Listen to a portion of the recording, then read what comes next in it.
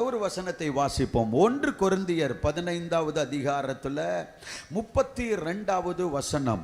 பவுல் கொரிந்தியருக்கு எழுதின முதல் கொரிந்தியர்ல 15வது அதிகாரத்தில் 32வது வசனத்தை வாசிக்க கேட்போம். நான் எபேசுவிலே துஷ்ட மிருகங்களுடனே போராடினேன் என்று மனுஷன் வழக்கமாய் சொல்லுகிறேன். அப்படி போராடினது நாளே. போதும். Praise God. நான் எபேசுவிலே துஷ்ட மிருகங்களோடு போராடினேன் என்று அப்போஸ்தலனாகிய பவுல் இங்கே சபைக்கு எழுதி காண்பிக்கிறார். அல்லேலூயா. ஒவ்வொரு மனிதனுக்கும் ஒரு போராட்டம் உண்டு. வாழ்க்கையினாலே போராட்டம் தான். ஆமென் சொல்லுங்களேன். Praise God. சமீபமாக திருச்சியில் ஒரு கல்யாணத்துக்கு ஆமென் செய்து கொடுக்க போயிருந்தேன். செய்திலாம் கொடுத்து கல்யாணம்லாம் முடிஞ்ச உடனே அங்கே பாட்டு பாடினாங்க. பொண்ணு மாப்பிள்ளை கையெழுத்து போடும்போது பெரிய மாணவனே, நல்லா தான் இருக்குன்னு யோசித்தேன். அடுத்த ஸ்டான்ஸாவே அவர் பாடுறவரே யோசிச்சுக்கிட்டு பாடுறாரு, என்னைய பார்த்து சிரிக்கிறாரு. வாழ்க்கை என்பது போராட்டமே, நல்லதொரு போராட்டமே. ஆமென் சொல்லுங்களேன். வாழ்க்கையினாலே போராட்டம் தான். கல்யாணம் பண்ணவங்களாம் அல்லேலூயா சொல்லுங்க. ஒரு கல்யாணம் பண்ணவங்களாம் அல்லேலூயா சத்தமா சொல்லுங்களேன். அல்லேலூயா. கல்யாணத்தில் 4 ஸ்டேஜ் இருக்கு, உங்களுக்கு தெரியுமா? 4 ஸ்டேஜ். கல்யாணம் பண்ண உடனே பார்த்தீங்கன்னா ஹனிமூன் ஸ்டேஜ். என்ன ஸ்டேஜ்? ஹனிமூன். வசதியான குடும்பமாக இருந்தால் 6 மாதம் வரைக்கும் ஹனிமூன் போயிட்டு இருப்பாங்க. செலவு பண்ணி கோவா, அந்த லேண்டு இந்த லேண்டு கிரீன்லேண்டு எல்லாம் அந்த நயன்தாரி மாதிரி இருந்தால் சம்பாதிச்சதெல்லாம் கொண்டு போய் அழிக்கிறதுக்கு 6 மாதம் ஹனிமூன் போயிட்டு இருக்கோம். Praise God. மற்றவங்கெல்லாம் பார்த்தீங்கன்னா 2 மாதம் 3 மாதம். First stage honeymoon stage. ஆமென். ரொம்ப இன்பமா தேனா கூப்பிடும் போதே ஹனி அப்படின்னு தான் கூப்பிடுவாங்க. எத்தனை நாளுக்குன்னு தெரியல. அல்லேலூயா. இது முதல் ஸ்டேஜ். ஆமென் சொல்லுங்களேன்.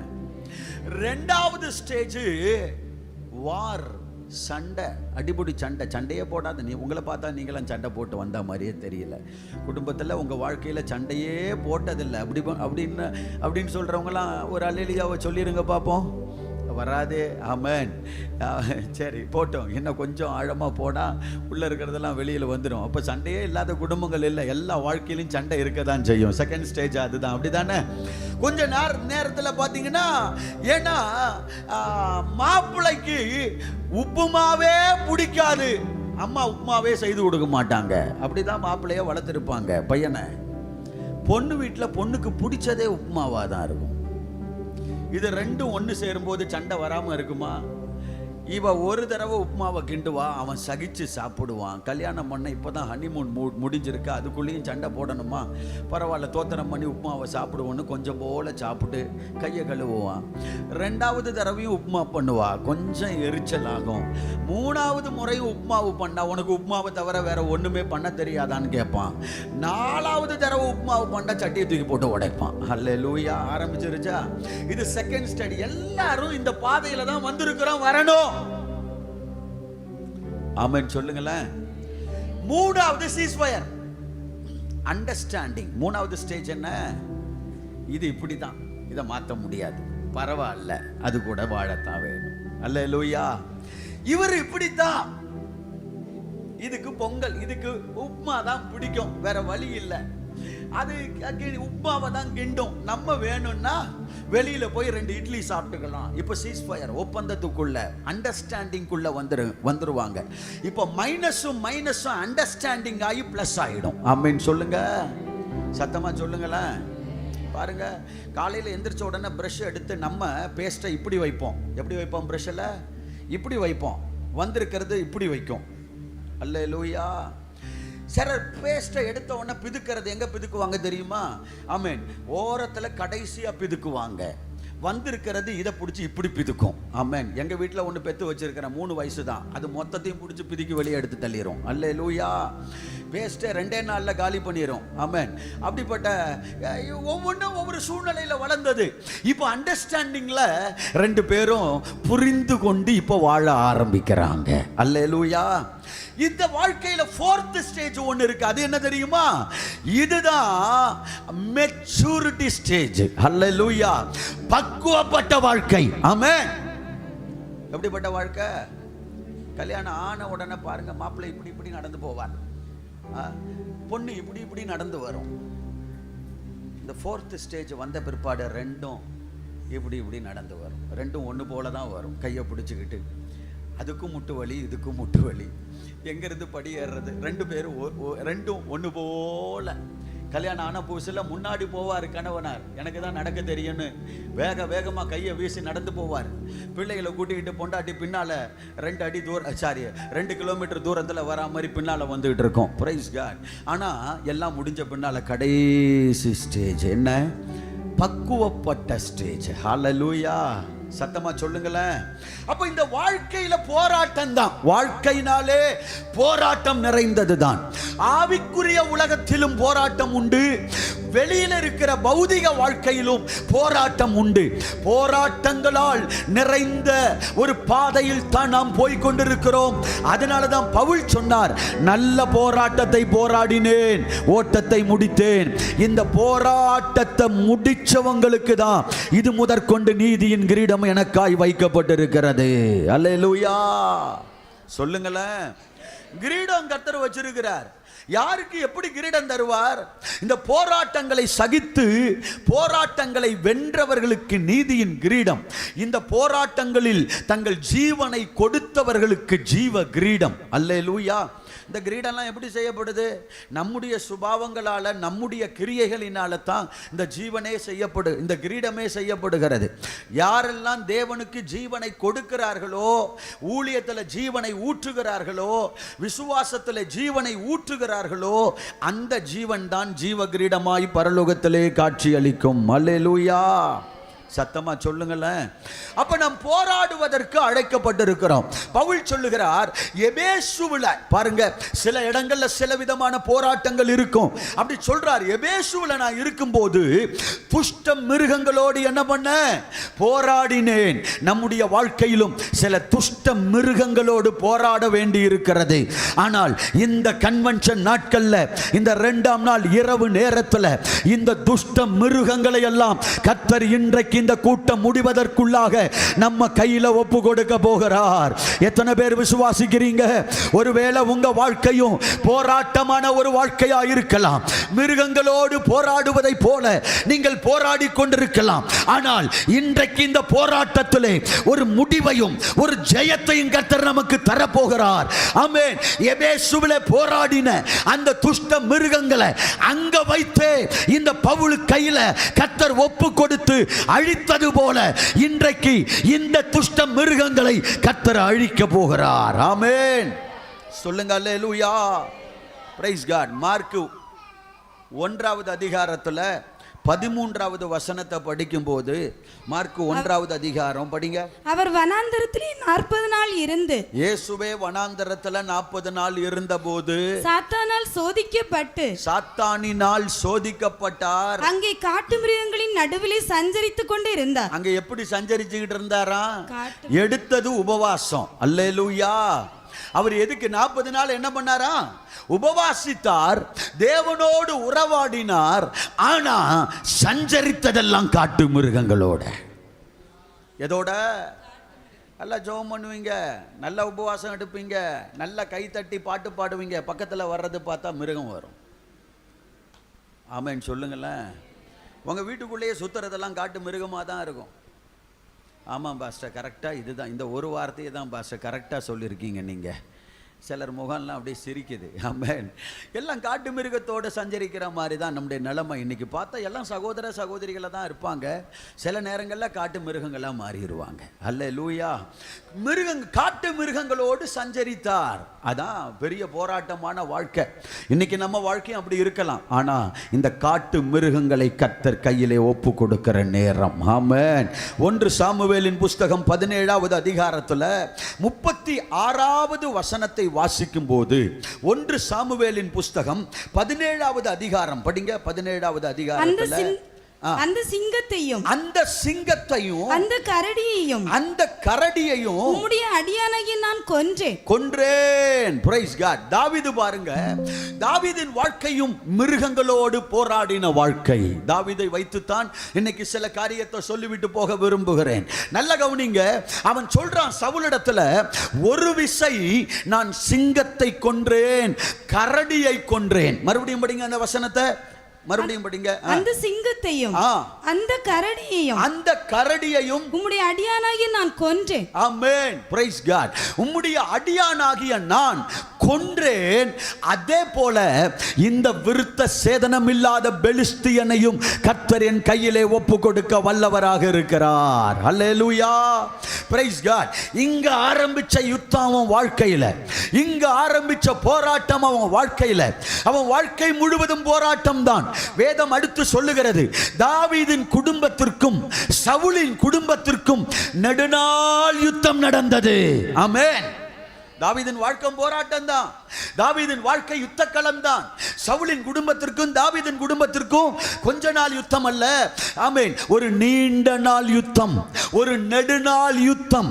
ஆனா வேதம் சொல்லுகிறது, அந்த யுத்த போராட்டமான அந்த போராட்ட களத்தில் தான் தாவீது வர வர பலப்பட்டான், விருத்தி அடைந்தான். ஆனால் சவுலும் அவன் குடும்பமும் நாளுக்கு நாள் பலவீனப்பட்டது. ஆமென் சொல்லுங்களேன். Praise God. இந்த போராட்டத்தில், இந்த யுத்த களத்தில், இந்த போராடும் களத்தில் வைத்து கர்த்தர் உனக்கு செய்ய போகிற காரியம் என்ன தெரியுமா? டே பை டே, நாளுக்கு நாள் நீங்கள் பழுகி பெருக போகிறீர்கள், நீங்கள் பலப்பட போகிறீர்கள். கையை தட்டி ஆமென் சொல்லுங்களேன். ஆண்டவர் தீர்க்க தரிசனமாய் சொல்லுகிறார், எந்த அளவுக்கு உங்க வாழ்க்கையில போராட்டத்தை நீங்க பார்க்கிறீங்களோ அந்த அளவுக்கு கர்த்தர் நாளுக்கு நாள் உங்களை பலப்படுத்த போகிறார் என்பதை புரிந்து கொள்ளணும். நாளுக்கு நாள் நீங்கள் பெருக போகிறீர்கள் என்பதை புரிந்து கொள்ளணும். ஆமென் சொல்லுங்களேன். அல்லேலூயா. Praise God. ஆமென். நம்ம சில நேரங்களில் பார்த்தா எது மாறினாலும் சில மனிதர்கள் மாறவே மாட்டார்கள். அல்லேலூயா.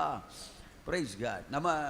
நம்ம விசுவாசிகள்லையும் சிலர் இப்படி தான். ஒருத்தன் என்ன பண்ணான்னா, சந்தைக்கு வெளிநாட்டில் வேலை செய்தவன், துபாயில் வேலை செய்தவன், நல்லா ஏர்ன் பண்ணி சம்பாதிச்சுட்டு இனி வெளிநாட்டில் குடும்பத்தெல்லாம் விட்டுட்டு இருக்க வேண்டாம், நம்ம சொந்த ஊருக்கே போய் சொந்த ஊர்லேயே நம்ம வியாபாரம் பண்ணி ஒரு தொழில் பண்ணி பிழைச்சிக்கிடலான்னு நேராக சொந்த ஊருக்கு வந்தான். பெரிய ஏக்கர் கணக்கில் வயலை வாங்கினா, இந்த வயலை உழறதுக்கு ஒரு ஏர்மாடு வாங்கணும்னு வண்டியெல்லாம் செய்து மாடு வாங்கிறதுக்கு சந்தைக்கு போனான். எங்கே போனான்? சந்தைக்கு போனான். சந்தைக்கு போயிட்டு மாடு வாங்கினான். நல்ல மாடு அவனுக்கு பிடிச்ச மாதிரி, நல்ல ஜெய்ஜாண்டிகா சூப்பரா பயங்கரமா ஜல்லிக்கட்டு காலை மாதிரி 2 காலை நிக்குது. அதை வாங்கிட்டு வந்தான். நேரா வண்டியில கட்டுனா, ஏறி உக்காந்தான். ஹை அப்படின்னா அந்த வண்டி அப்படியே போச்சு. நேரா போயிட்டே இருந்துச்சு. போயிட்டு கொஞ்ச தூரத்தில் நின்றுச்சு. மறுபடியும் அடிக்கிறான், உதைக்கிறான், குத்துறான். ஒன்றும் அந்த வண்டி நகரவே இல்லை. கொஞ்ச நேரம் கழிச்சு தானா அந்த வண்டி நகர்ந்து மறுபடியும் போயிட்டே இருந்துச்சு. மறுபடியும் ஒரு இடத்துல போய் நின்றுச்சு.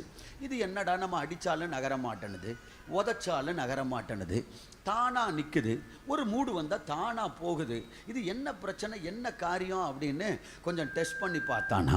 அப்புறம்தான் தெரிஞ்சிச்சான், அந்த மாடு போயிட்டே இருந்துச்சு. ரோட்டுக்கு ஓரத்தில் கொஞ்சம் குப்பையெல்லாம் கொட்டி வச்சுருந்தாங்க. அந்த குப்பையை பார்த்த உடனே மாடு நின்றுட்டு, குப்பையை பார்த்த உடனே என்ன நின்றுட்டு, மாடு கொஞ்சம் நேரம் கழிச்சு தானா போச்சு. அப்புறம் மறுபடியும் டெஸ்ட் பண்றான். ரோட்ல நல்லா போயிட்டு இருந்துச்சு. மறுபடியும் ரோட்ல இந்த பக்கம் குப்பை கொட்டி வச்சிருக்காங்க. குப்பையை பார்த்த உடனே ஓரம் போய் மாடு நின்னுட்டு. அப்பந்தான் அவனுக்கு புரிஞ்சிச்சு, இந்த மாடு இவன் வாங்கிறதுக்கு முன்னால நகராட்சியில குப்பை அள்ளுற வண்டியில கட்டி பயன்படுத்தப்பட்ட மாடு. அதனால இப்ப இது இடம் மாறினாலும் எஜமான் மாறினாலும் புத்தி மாறல. குப்பையை பார்க்குற இடம்லாம் நிக்குது. அல்லேலூயா. இன்னைக்கு நம்ம ஆட்கள் அப்படிதான். இடம் மாறியாச்சு, அங்க போன ஆளு இங்க வந்தாச்சு, அந்த எஜமான்ட்ட இருந்தவங்க இந்த எஜமான்ட்ட வந்தாச்சு. ஆனா புத்தி மட்டும் மாறல. டாஸ்மார்க்க பார்த்தா நின்றோம், நல்லா போயிட்டே தான் இருக்கும். சினிமா தியேட்டரை பார்த்தா நின்றோம். Price God. அல்லேலூயா சொல்லுங்களேன். எங்கேயாவது என்னத்தையாவது பார்த்தா நின்றோம். இதெல்லாம் இந்த குப்பை அல்ற வண்டியில கட்டி பயன்படுத்தப்பட்ட மாடு மாதிரி. கடைசியில் பின்னால் ஒரு ஆளை நிற்பேன், 4 மாட்டில் எந்த மாடு நாமன்றதை சொல்லிட்டு போகணும். அல்லேலூயா, சத்தமாக சொல்லுங்களேன். 2வதையும் பார்த்தான், அடடா ஏமாந்து விட்டோமே. சரி, நேராக போனான், சந்தையில் இந்த மாட்டை விற்றுட்டு வேற மாட்டை வாங்கினான். வாங்கி நேராக வீட்டுக்கு கொண்டு வந்தான், வண்டியில் பூட்டுனான், ஏறி உட்காந்து ஹாய்னா. அது எங்கேயும் நிற்கலை, நல்லா அழகாக போயிட்டே இருந்துச்சு. நல்லா நடந்து போய் கொஞ்சம் தூரம் போயிட்டு அந்த ஆளை நின்று அப்படியே ரிவர்ஸில் போச்சு. அல்லேலூயா, அப்படியே ஒரு ரிவர்ஸ் கீர் போட்டு பின்னால் போயிட்டு இவன் ஹை ஹை ஹாய் என்றான், ஒன்றும் நடக்கலை. அது பின்னால் போயிட்டே இருக்கு. அப்புறம்தான் இவனுக்கு புரிஞ்சிச்சு, இது இவன் கைக்கு வர்றதுக்கு முன்னால ஏற்றம் இறைப்பதற்கு பயன்படுத்தப்பட்ட மாடு. இதுக்கு தெரிஞ்சதெல்லாம் நல்லா முன்னால போயிட்டே இருக்கும், டக்குன்னு பிரேக்கை போட்டு பேக் ரிவர்ஸை போட்டு வந்துகிட்டே இருக்கும். நம்ம ஆட்களும் சில அப்படிதான் இருப்பாங்க. ரட்சிக்கப்பட்ட உடனே மீசை எடுக்கிறது என்ன, தாவி எடுக்கிறது என்ன, வெள்ளை ஜிப்பாவை சட்டையை போடுறது என்ன, எழுப்புதல் சோடா பாட்டில் உடைச்ச மாதிரி நல்லா முன்னாடி வந்துகிட்டே இருக்கும். ஆம், நாங்க கூட நினைப்போம், பாஸ்டர்ஸ் இனி இந்த சபையை இந்த ஆத்துமா மூலமா தான் கட்டி எழுப்பப்பட போகுது அப்படின்னு நினைச்சுக்கிட்டே இருப்போம்.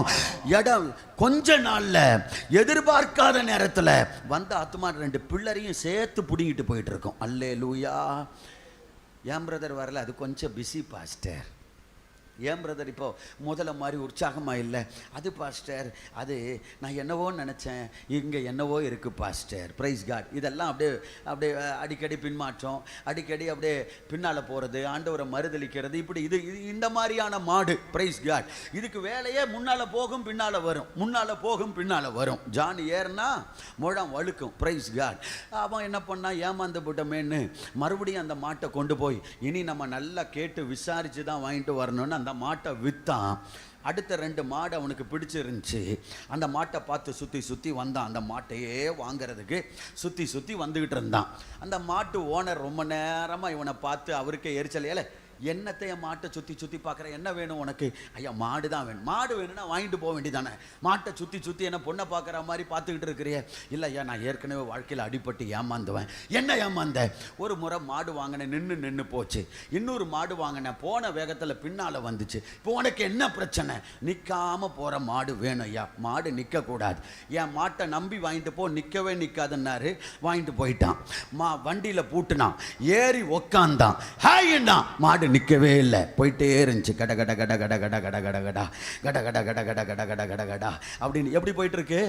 இருந்த இடத்துல ரவுண்டு போட்டு அடிச்சுக்கிட்டே இருக்கு. மணிக்கூர் கணக்கா ஒரே இடத்துல ரவுண்டு மட்டும் அடிக்கு. லெஃப்ட் திரும்பல, நேரா போல, இவன் நினைச்ச இடத்துக்கு போல, ஒரே இடத்துல சுத்திக்கிட்டே இருக்கு.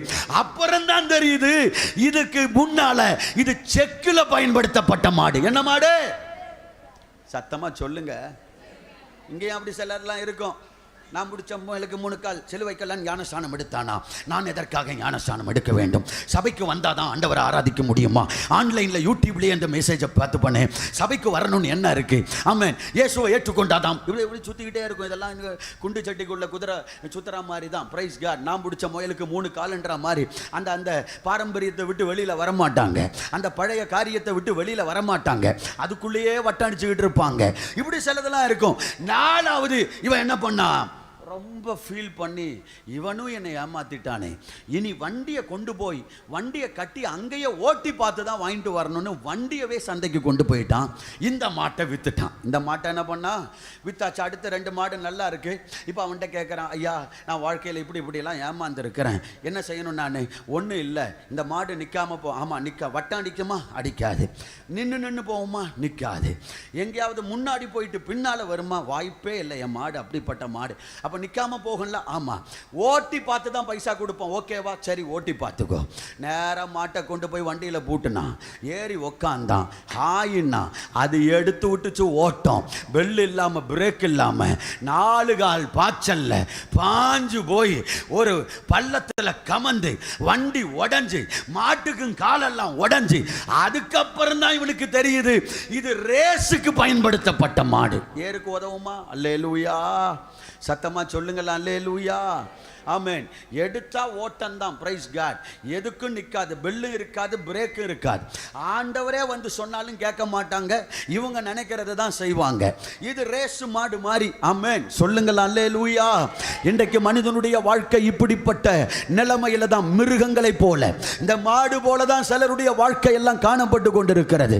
அவர் சொல்றார், நான் துஷ்ட மிருகங்களோடு போராடினேன். ஆமென். தாவீதுனுடைய வாழ்க்கையிலும் பெரிய போராட்டம். ஆனா இந்த போராட்டத்தின் மத்தியில் இந்த மிருகங்களோடு, இப்படிப்பட்ட மிருகங்களோடு போராடுகிற அந்த போர்க்களத்தில் தான் கர்த்தர் அவனை வர வர பலப்படுத்தினார், வர்த்திக்க பண்ணினார். அவன் பலப்பட்டான். அல்லேலூயா.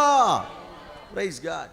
அப்ப அவன் சொல்றத பாருங்க, துஷ்ட மிருகங்களோடு போராடினேன்னா முதல்ல அவன் சொல்ற மிருகம் என்ன தெரியுமா? ஒரு விசை நான் சிங்கத்தை கொன்றேன். என்னத்தை கொன்ன? சிங்கத்தை கொண்டேன். தாவீதை விட இன்னொருத்தவன் கொண்டு இருக்கிறான். நியாயாதிபதிகளின் புஸ்தகம் 14வது அதிகாரத்தில் 10வது வசனம் 11வது வசனத்தை படிக்கும்போது சிம்சோன் என்கிற பராக்கிரமசாலியை பற்றி நாம் படிக்கிறோம். ஹல்லேலூயா. இது ஒரு நெகட்டிவான சம்பவம். ஆனால் இன்னைக்கு நான் அதை பாசிட்டிவாக பேச போகிறேன். இப்படியும் பேசலாம். நல்லா கவனிங்க. அவன் 11ஆம் வசனம் படிங்க. 10வது வசனம் படிங்க. கர்த்தரை நோக்கி முறையிட்டு உமக்கு விரோதமாக பாவம் செய்தோம். நாங்கள் எங்கள் என்ன படிக்கிறீங்க? நியாயாதிபதிகள் 14வது அதிகாரத்தில் அவன் தகப்பன் இருங்க 14ல் பிரைஸ் காட் 5வது வசனம் படிங்க. அப்படியே சிம்சோனும் அவன் தாயும் தகப்பனும் திம்னாத்துக்கு போக புறப்பட்டார்கள்.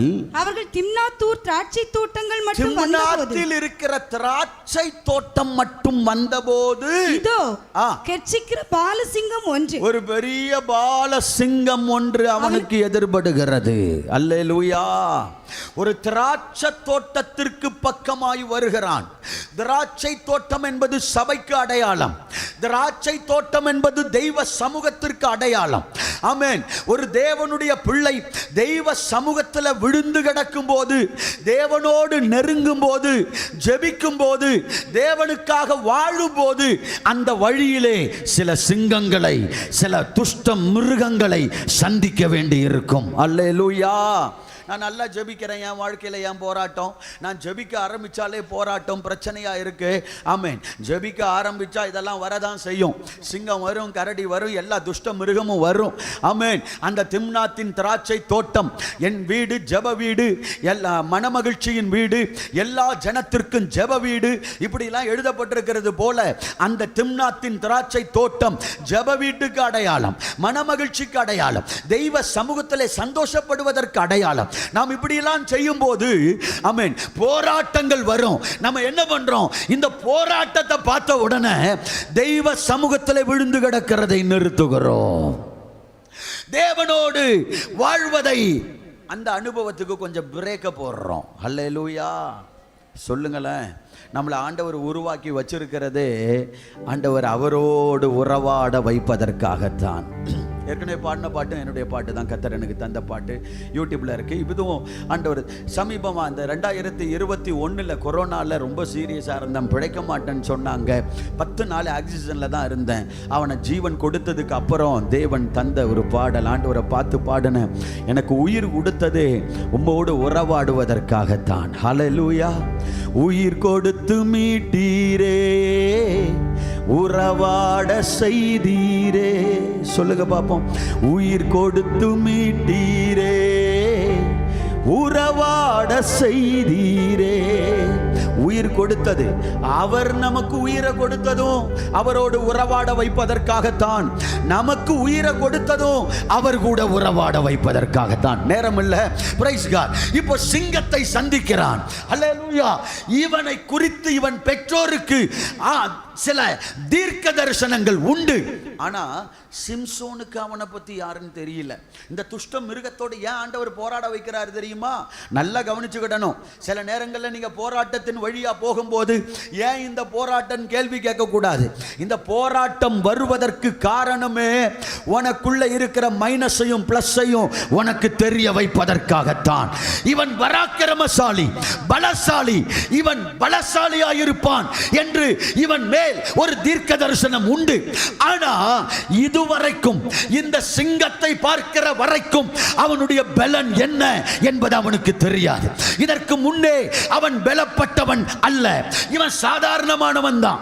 இவனுக்குள்ள பலன் எப்போ வந்துச்சு? இந்த இடத்துல தான் பாருங்க, நம் முதல் என்கவுண்டரே இங்க தான் நடக்குது. இந்த கூட்டத்தில் இந்த ஜெபம் முடிவதற்குள்ளாக உன் மேல ஒரு என்கவுண்டரை கர்த்தர் பண்ண போகிறார். அல்லேலூயா. ஆவியானவர் சிம்சோன் மேல பண்ண என்கவுண்டர் முதல் முறையா, வாழ்க்கையில முதல் முறையா இந்த சிங்கத்தை பார்த்த உடனே கர்த்தருடைய ஆவியானவர் அவன் மேல் இறங்கினார். ஆவியானவர் இறங்கின உடனே அவனுக்குள்ள இருக்கிற பலன், அவனுக்குள்ள இருக்கிற பராக்கிரமம் வெளியே வருது. அவன் திறமை என்ன, தாளந்து என்ன, அவனுக்குள்ள கர்த்தர் வைத்திருக்கிற அழைப்பு என்ன, தரிசனம் என்ன என்பது இங்கதான் அவனுக்கு புரியுது. ஆமென் சொல்லுங்களேன். அன்பு தேவ பிள்ளையே, நீ சந்திக்கிற போராட்டம் உன் அழைப்பை உனக்கு உறுதிப்படுத்துவதற்காக, உன் தரிசனத்தை உனக்கு ஞாபகப்படுத்துவதற்காக, உனக்குள்ள மறைஞ்சு கிடக்கிற, உனக்குள்ள புதஞ்சு கிடக்கிற ஆமென் வரங்களை அனல் மூட்டுவதற்காக, கிருபைகளை, தாளந்துகளை, திறமைகளை வெளியே கொண்டு வருவதற்காக இங்க கர்த்தருடைய ஆவியானவர் அவன் மேல் இறங்கினார். இவன் பலப்பட்டான், பலம் உள்ளவனை மாற்றப்பட்டான். வேதம் சொல்லுது, அந்த பலன், தேவனுடைய பலன் இவனுக்குள் வந்தபோது அந்த சிங்கத்தை ஒரு ஆட்டுக்குட்டியை கிழிக்கிறது போல கிழித்து போட்டான்.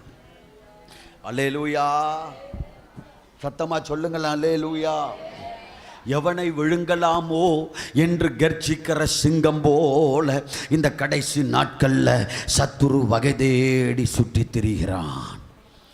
சிங்கம் வேற எங்கேயும் அங்கே சிம்சோனுக்கு முன்னால் சிங்கம் வந்தா மாதிரிலாம் வராது.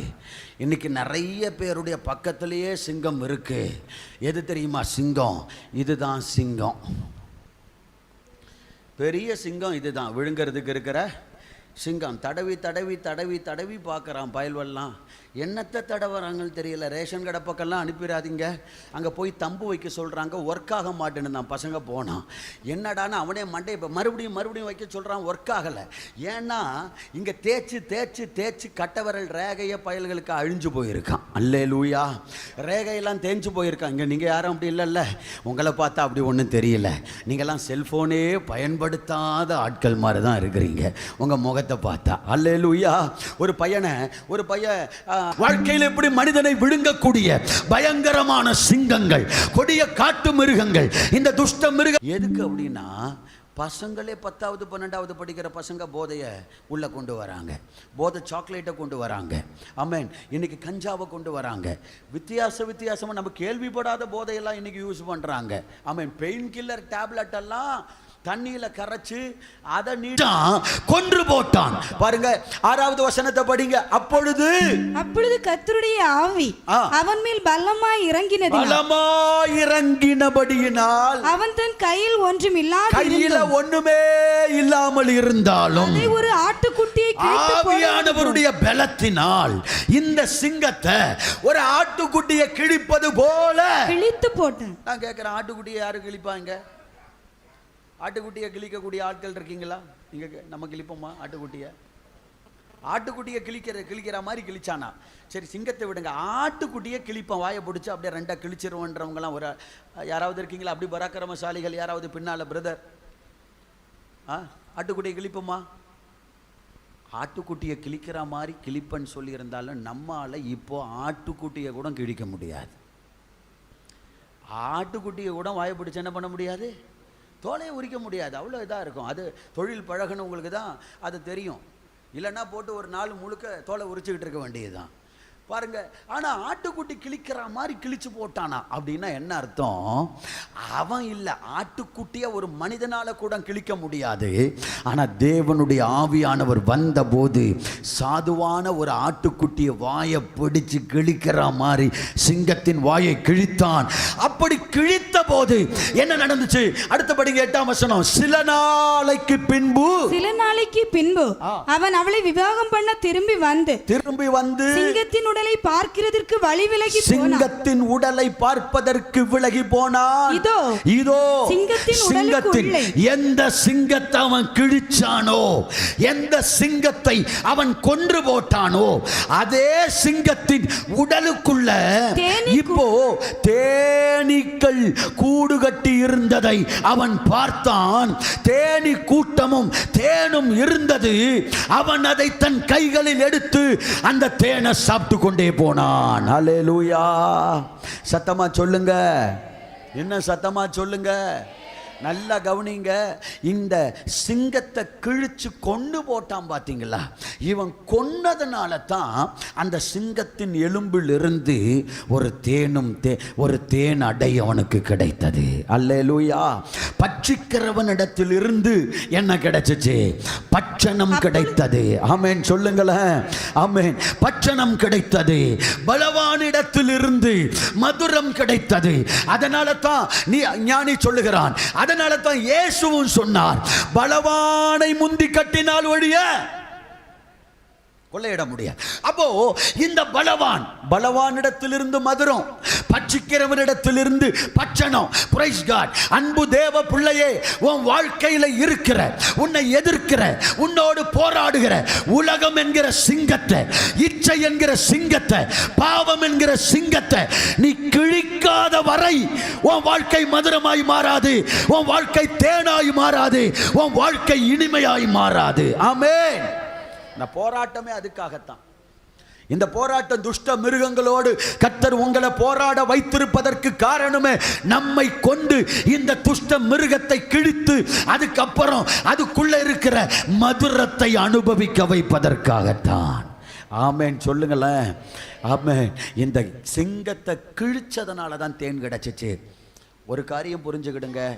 பாவத்தை கிழிக்காம, உலகத்தை கிழிக்காம, சிங்கத்தை கிழிக்காம, இச்சையை கிழிக்காம, பலவீனன்னு விட்டு கொடுத்து உழன்று ஆமென், ஒரு முறை 2 முறை அடுத்த கன்வென்ஷன்ல மாறிக்கிறேன், அடுத்த கூட்டத்தில் மனம் திரும்பிக்கிறேன், இப்படி நீ போயிட்டே இருந்தா உன் வாழ்க்கை மதுரமா மாறவே மாறாது. உன் வாழ்க்கைக்குள்ள ஒரு தேன்கூடு உண்டாகவே உண்டாகாது. உன் குடும்பம் ஒரு தேன்கூடா இருக்கணுமா? உன் குடும்பத்துக்கு ஒரு தேன்கூடு கிடைக்கணுமா? உங்க வாழ்க்கை ஒரு தேனை போல இனிமையாய் மாற வேண்டுமா? கிழிக்க சிங்கத்தின் வாயை கிழித்ததை போல நாமும் இந்த போராட்டங்களை மேற்கொள்ளணும். ஆமென் சொல்லுங்களேன். இதற்கு ஒரே ஒரு காரியம்தான், ஆவியானவர் நம்ம மேல் இறங்கணும். ஒரு நிமிஷம் கண்களை மூடுவோமா? ஒரு நிமிஷம். கர்த்தருடைய ஆவியானவர் ஆமென் உன்னை எதிர்த்து நிற்கிற சிங்கத்தை கிழிக்கும்படியாக இத்தனை நாளா உனக்குள்ள இருந்த பலன் தெரியாம இருந்திருக்கலாம், உனக்குள்ள இருந்த வல்லமை புரியாமல் இருந்திருக்கலாம், உங்க மேல இருந்த கிருபை, உங்க மேல இருந்த அபிஷேகம் உங்களுக்கு தெரியாம இருந்திருக்கலாம். ஆனா இன்றைக்கு இந்த ஆவியானவர் மேல இறங்க போகிறார். விட்டு கொடுங்க பாப்போம். எல்லாம் கண்களை மூடுங்க. சத்தம் போடு. காலையில சொன்ன பாத்தீங்களா, அந்த டிஎன்ஏ எல்லாம் கிரியை செய்யணும்னா சத்தம் போடணும். ஒரு குழந்தை அழுகிற சத்தம், ஒரு தாய்க்குள்ள அந்த குழந்தைக்கு தேவையானதை உருவாக்கும் போது நீ போடுகிற சத்தம் உனக்கு தேவையானதை பரலோகம் தரும்படி இன்றைக்கு கிரியை செய்யும். எல்லாம் வாயை திறங்க, உதடுகள் அசையட்டும். நல்லா துதிங்க, நல்லா துதிங்க.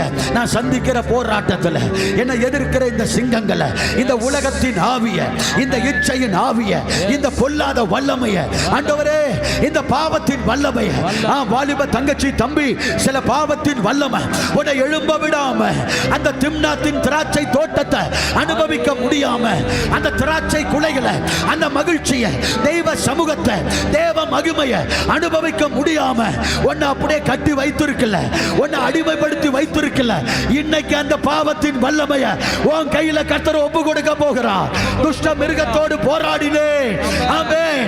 ஹர்பகதடா ரகதடா பலா கரபா ஷேகரகதடா. வல்லமை ஆவியானவர் தொடுகிறார். ஆவியானவர் தொடுகிறார். இன்றைக்கு உனக்குள்ள இருக்கிற வல்லமைய உனக்கு அடையாளம் காட்ட போகிறார். உனக்குள்ள இருக்கிற விசேஷித்த கிருபை இன்னைக்கு அடையாளமாய் மாற போகிறது. விட்டுக்கொடு சகோதரா. ஆமென். தம்பிமாரெல்லாம் முழங்கால் போடுங்க. ஆமென். வாலிபர் எல்லாம் தேவ பிள்ளைகள் பிரதர்ஸ் எல்லாம் கொஞ்சம் விட்டு கொடுங்க. அல்லேலூயா. சில பிரதர்ஸ் வாழ்க்கையில போராடிட்டு தான் இருக்கிறீங்க. முன்னுக்கு வரணும்னாலும் நீங்க இப்போ ஏதோ வந்துட்டேன்னு நினைக்கிறதெல்லாம் சும்மா. ஆனா கர்த்தர் இதை விட பெரிய தரிசனம். பூமிக்கு வானம் எவ்வளவு உயரமா இருக்கோ அவ்வளவு உயரமான நினைவுகளை உங்களை குறித்து ஆண்டவர் வைத்திருக்கிறார். உயர்ந்த தரிசனம், உயர்ந்த நினைவு, இதெல்லாம் அச்சீவ் பண்ண முடியாம, எட்ட முடியாம உங்க வாழ்க்கையில் இருக்கிற போராட்டம் தான் உங்களை விழுங்கி வைத்திருக்கு. ஆனா அந்த சிங்கத்தின் வாயில் இருந்த ஆட்டுக்குட்டியையும் தாவீது கிழித்து காப்பாற்றியது போல இன்னைக்கு சத்துரு வாய்க்குள்ள நீ கிடந்தாலும் அந்த சிங்க கிழித்து உன்னை காப்பாத்த ஆவியானவர் இறங்கி வந்திருக்கிறார். உன் போராட்டம் என்ன விட்டு கொடுங்க. இன்றைக்கு ஒரு விடுதலையை பெற போறீங்க. நீண்ட நாளா இச்சையோடு போராடி கொண்டிருக்கிற வாலிப தம்பி, இன்னைக்கு கர்த்தர் உன்னை விடுதலையாக்க போகிறார். நீண்ட நாளா சில பில்லி சூனிய கட்டுகளினால் கட்டப்பட்டு பிசாசு புடியில ஆமென் கஷ்டப்பட்டு கொண்டிருக்கிற தேவ பிள்ளைய உன்னை கர்த்தர் இன்றைக்கு விடுதலையாக்க வந்திருக்கிறார். சிம்சோனின் மேல ஆவியானவர் இறங்கினது போல இன்றைக்கு ஒரு என்கவுண்டர் பண்ண போகிறார். உன் அட்ரஸ் மாற போது. இதுவரைக்கும் சிம்சோன் தான், இதுக்கப்புறம் அவன் பராக்கிரமசாலி. உன் அட்ரஸை கர்த்தர் மாத்த போகிறார். உன் பேரை கர்த்தர் மாத்த போகிறார். உன் ஸ்டேட்டஸை கர்த்தர் மாத்த போகிறார். இந்த அபிஷேகம் தான் உன்னை மாத்த போது. இந்த துஷ்ட மிருகத்தை மேற்கொள்ள வைக்க போது. விட்டு கொடுங்க, விட்டு கொடுங்க. ஹalleluya. Yes yes yes. ஷகதட ரகதட பலா ஹர்பகதட பாரி கரபலா ரகதட பலா ஷேகதட. இயேசுவின் நாமத்தில் விடுதலை உண்டாவதாக. இப்போது இப்போது இப்போதே ஒரு விடுதலை, ஒரு விடுதலை. ஆத்துமாவில் ஒரு விடுதலை, சரீரத்தில் பிசாசின் கட்டுகளில் இருந்து ஒரு விடுதலை உண்டாவதாக. ஷகதடகரகதடா. ஹalleluya. ஆமென், ஆமென். வல்லமை இறங்கட்டும், வல்லமை இறங்கட்டும். ஆவியானவர் நம் நடுவில் வந்திருக்கிறார். ஆமென். நான் செய்வாடி கொண்டிருக்கிறார். என்ன தொடுங்கப்பா சொல்லுங்க. என்ன தொடுங்க, என்ன என்கவுண்டர் பண்ணுங்க. எனக்குள்ள உடைய வல்லமை அனுப்புங்க.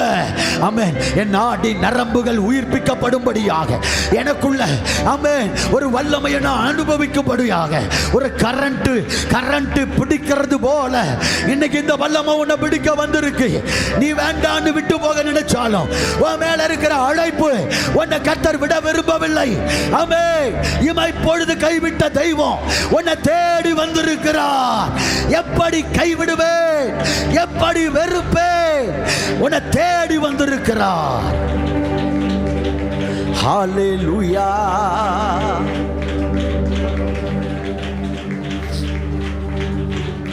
Yes Lord, yes Lord, yes Lord. ஆமென். கர்த்தருடைய வல்லமை, கர்த்தருடைய வல்லமை. ஆமென். அந்த சிம்சோனை பராக்கிரமசாலியாய் மாற்றின அந்த ஆவியானவருடைய பலன், தேவனுடைய பலன், கர்த்தருடைய ஆவியின் பலன் இன்றைக்கு தேவ ஜனங்களுக்கு எதிராய் நிற்கிற சிங்கத்தை போல கர்ஜித்துக் கொண்டு நிற்கிற பாவத்தின் வல்லமைகளை, ஜெபிக்க முடியாதபடி கட்டி வைத்திருக்கிற வல்லமைகளை, வேதத்தை தியானிக்க முடியாதபடி, தேவனை தேட முடியாதபடி, தெய்வ சமூகத்திற்கு வர முடியாதபடி, திராட்சை தோட்டத்தை வழியாக வரும்போதெல்லாம் எதிர்படுகிற இந்த சிங்கங்கள் தேவனோடு நெருங்கும் போதெல்லாம் ஆமென் போராடுகிற இந்த சிங்கத்தின் வல்லமை எல்லாம் இன்றைக்கு இயேசுவின் நாமத்தில் அழிக்கப்படுவதாக, அழிக்கப்படுவதாக.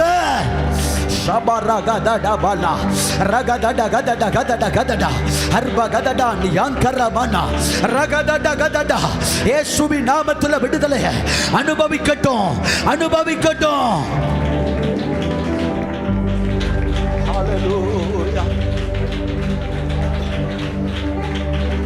S yes yes yes yes. கர்த்தருடைய ஆவியானவர் தொட்டு கொண்டிருக்கிறார். உங்க பாண்டிங்க கர்த்தர் மாற்றுகிறார். உங்க கட்டுகளை கர்த்தர் அறுக்கிறார். சிங்கத்தின் வாய்க்குள்ள கடக்கிற சிலரையும் கர்த்தர் தூக்கி வெளியே கொண்டு வருகிறார். இனி துஷ்டன் உன் வழியாய் வருவது இல்லை. ஆவியானவர் உண்மையில் நிழலிடுகிறார். நீ எனக்கு தேவை. கர்த்தர் சொல்றார், நீ எனக்கு தேவை, நீ எனக்கு தேவை.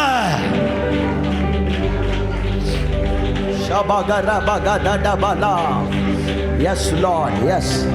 தகப்பனே நன்றி அப்பா. ஆமென், ஆமென், ஆமென். உட்கார். Praise God, praise God. சிங்கங்களை கர்த்தர் நம்முடைய கையிலே ஒப்பு கொடுக்கிறார். அல்லேலூயா.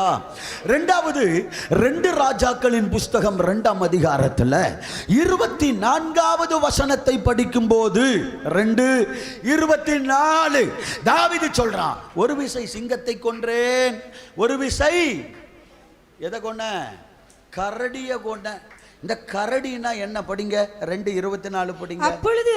அப்பொழுது எலிசா திரும்பி அவர்களை பார்த்து கர்த்தரின் நாமத்திலே அவர்களை சபித்தான். கர்த்தருடைய நாமத்தினாலே அவர்களை சபித்தான், கடிந்து கொண்டான், சபித்தான். அப்பொழுது உடனே காட்டில் இருந்து 2 கரடிகள் புறப்பட்டு 2 கரடிகள் புறப்பட்டு வந்து அவர்களின் 42 பிள்ளைகளை பீறி போட்டது. Praise God.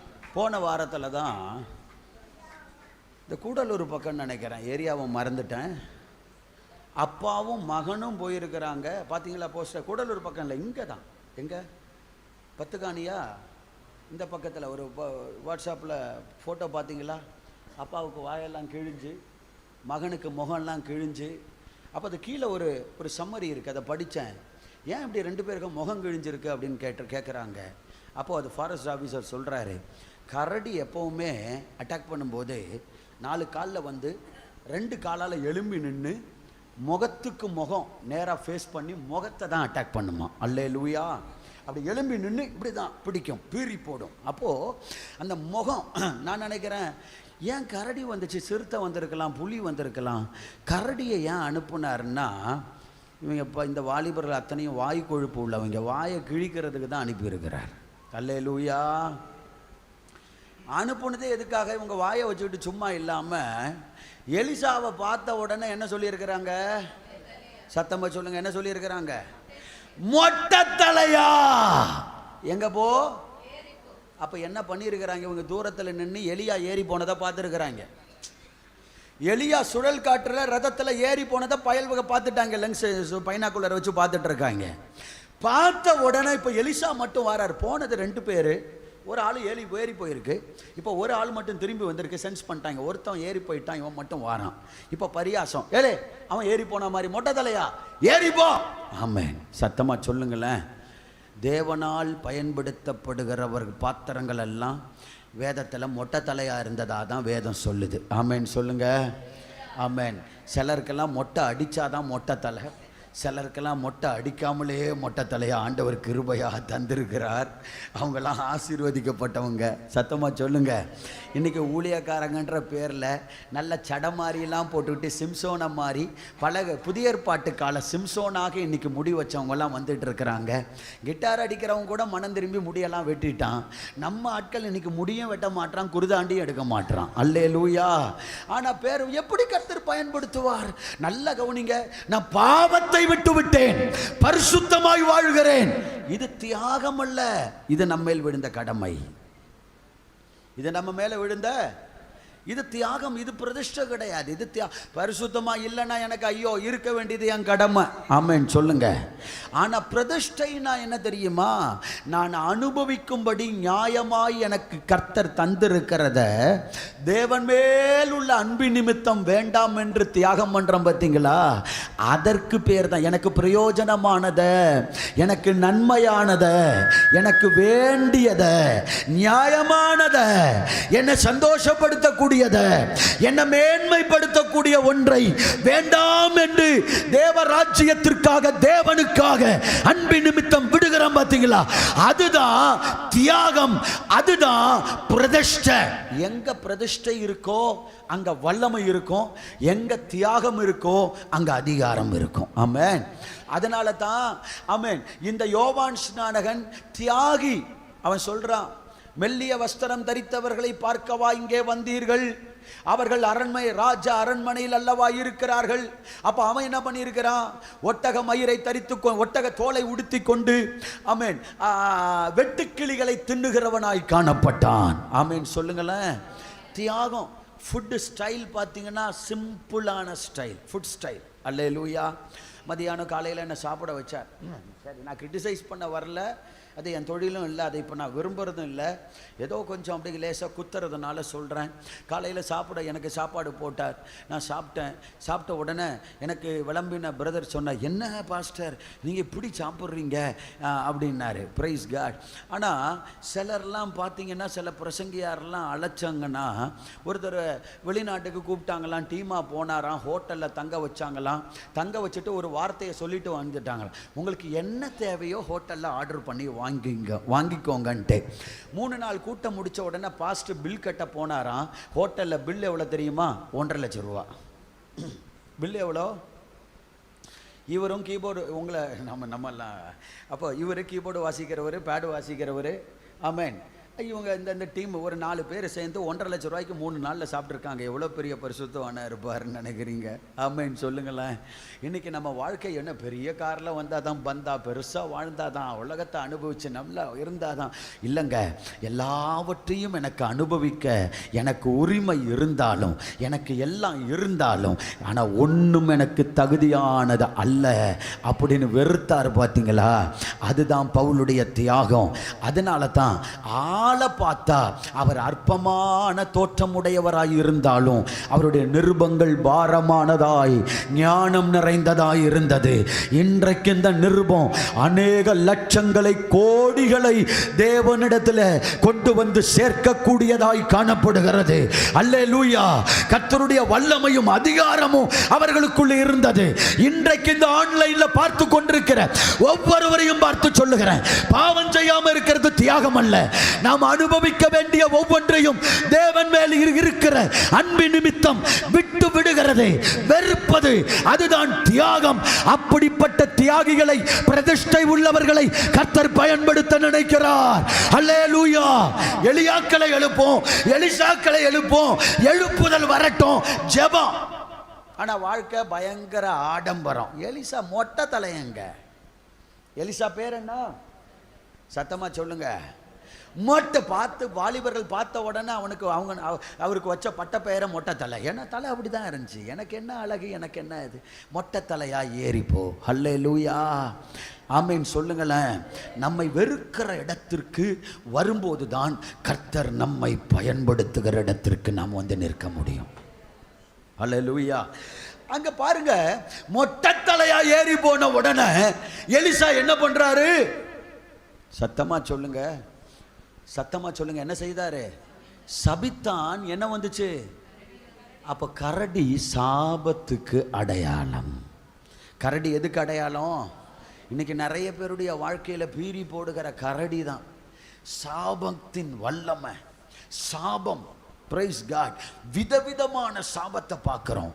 வாழ்க்கையில எழும்ப முடியாத சாபம், முன்னேற முடியாத சாபம், என்ன செய்தாலும் பிரகாசிக்க முடியாத சாபம், தேவனுக்காக நிமிர்ந்து நிற்க முடியாத சாபம்.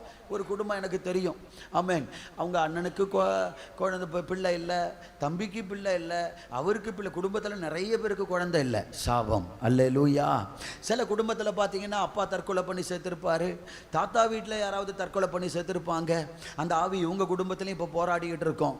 ஆமென். சாபத்தின் வல்லமை. வியாதி. சிலருடைய வாழ்க்கையில் சில தலைமுறை வியாதிகள், தலைமுறை சாபங்கள். நாம நல்லா இருந்தாலும் சில தலைமுறை சாபம் நம் மேல் ஆதிக்கம் செலுத்தக்கூடியதா இருக்கலாம். ஆனா இன்னைக்கு கர்த்தர் இந்த சாபங்களை எல்லாம் உடைக்க போகிறார். அல்லேலூயா. உன்னை பீறி போடும்படி எத்தனிக்கிற கரடிகளை எல்லாம் கர்த்தர் கிழித்து கிழித்து போட வைக்க போகிறார். நீங்க சாபத்தோடு போராடி கொண்டிருக்கலாம். பவுல் அன்னைக்கு சொன்ன மாதிரி எபேசுவில துஷ்ட மிருகத்தோடு போராடினேன் என்பது போல ஒருவேளை ஆவிக்குரிய இந்த உலகத்திலே, ஆவிக்குரிய யுத்தத்திலே இந்த துஷ்ட மிருகமாகிய இந்த கரடியோடு நீங்க போராடி கொண்டிருக்கலாம். இந்த சாபத்தை கர்த்தர் முறிக்க போகிறார். இந்த சாபத்தை முறிக்கிறதுக்கு ஒரே ஒரு வழிதான், என்ன தெரியுமா? நல்ல துதிச்சா போதும், துதியினால் சாபங்கள் எல்லாம் இடியும் கிழியும். ஆமென், அல்லேலூயா. துதித்து பாடின தாவீது கரடியை கிழித்து போட்டான். நல்ல கவனிங்க. இஸ்ரவேல் ஜனத்தை எகிப்திலிருந்து ஆண்டவர் அப்படியே வெளியே கொண்டு வராரு. கொண்டு வந்து அப்படியே கானானுக்குள்ள கொண்டு போய் சேர்க்கும் போது வழியில கிட்ட நெருங்கும் போது எரிகோ அப்படின்னு ஒன்று இருக்கு. என்ன இருக்கு? சத்தமா சொல்லுங்களேன். பாருங்க, என்ன இருக்கு இங்க? எரிகோன்னு ஒன்று இருக்கு. எரிகோவை உடைச்சாதான், எரிகோவின் மதிலை உடைச்சாதான் இதை கிராஸ் பண்ணி கானானுக்குள்ள போக முடியும் அப்படின்னு ஏதாவது ஒன்று இருக்கானா? இல்லை. எப்படி இதை விளங்கி கொள்றான்னா, எரிகோவா ஆண்டவர் சுத்த சொல்றார். என்ன பண்ண சொல்றாரு? சத்தமா சொல்லுங்க. என்ன பண்ண சொல்றாரு? சுற்றி வர சொல்றாரு. அப்படித்தானே? எரிகோவின் மதில் என்ன பண்ண சொல்றாரு? சுத்தி சுத்தி வர சொல்ற தேவன். எப்பா, நீ போற பாதை உன் வேலையை பார்த்துக்கிட்டு நான் போகிறேன் இன்னல் கண்டு குன்று கண்டு நான் அஞ்சுடேன், நீ பாட்டு லெஃப்ட் ரைட்டு போட்டு போப்பான்னு சொல்லியிருக்கலாம். எப்படி சொல்லியிருக்கலாம்? சுற்றி வர சொன்ன தெய்வம் நீ இப்படியே வந்துகிட்டு இருக்கிற, அப்படியே சுற்றி ஒதுங்கி அப்படியே போயிடு சொல்லியிருக்கலாம்ல. எரிகோவை சுத்த சொன்னாரு. ஏன் எரிகோவை சுத்தணும்? அப்படியே கிராஸ் பண்ணி சுற்றி போயிருக்கலாமே. இந்த பில்டிங் தான் நமக்கு தடையா இருக்குன்னா இங்கேருந்து வர கார் அப்படியே சுற்றி அப்படி போயிருக்கலாமே. ஏன் இதை சுற்றிக்கிட்டே இருக்க சொன்னாரு? ஆண்டவருக்கு தேவ ஜனத்துக்கு முன்னால் இந்த சாபிக்கப்பட்ட சாபம் என்கிற எரிகோ நிமிர்ந்து நிற்க கூடாது என்பதிலே தேவன் கருத்துள்ளவராயிருந்தார். அதனால தான் அந்த எரிகோவை அப்படியே ஒதுங்கி சுற்றி அந்த பக்கம் கிராஸ் பண்ணி கானானை நோக்கி பயணப்பட்டிருக்கலாம். ஆனால் கர்த்தர் அதை சொல்லலை. இதை சுற்றி சுற்றி சுற்றி சுற்றி 7 நாளும் சுத்து, இதை சுற்றி சுற்றி சுற்றி சுற்றி இதை உடைச்சிட்டு அதுக்கப்புறம் போ. ஏன்னா நான் உன்னை சாபத்தின் கோட்டைகளை, சாபங்களை உடைப்பதற்கு கொண்டு வந்திருக்கிறேன் என்று கர்த்தர் உணர்த்தினார். ஆமென் சொல்லுங்களேன்.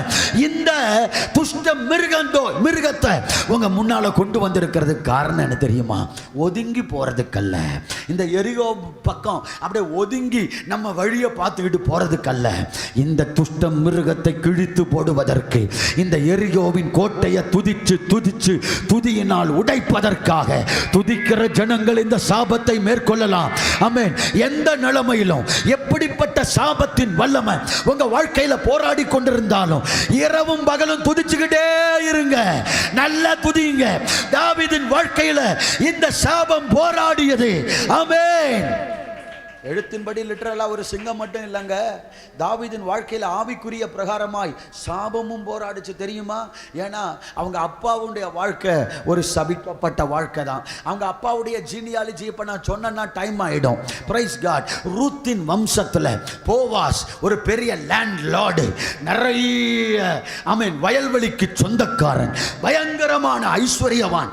அவன் வம்சத்தில் வருகிறவன் தான் இப்போ ஈசாயும் இப்போ பயங்கரமான பணக்காரன். ஆனா சில காரியத்தை நிமித்தம் அவனுடைய யூத சங்கத்திலிருந்து வெளியேற்றப்பட்டான், டீப்ரமோட் பண்ணப்பட்டான், பதவியை இழந்தான். காரணம் இந்த 8வது பிள்ளை பிறந்ததுனால தான் என்று அவன் மனதில் பதிந்தது. அதனால தான் மற்ற பிள்ளைகளை நேசித்தது போல தாவீதை அப்பா நேசிக்கல.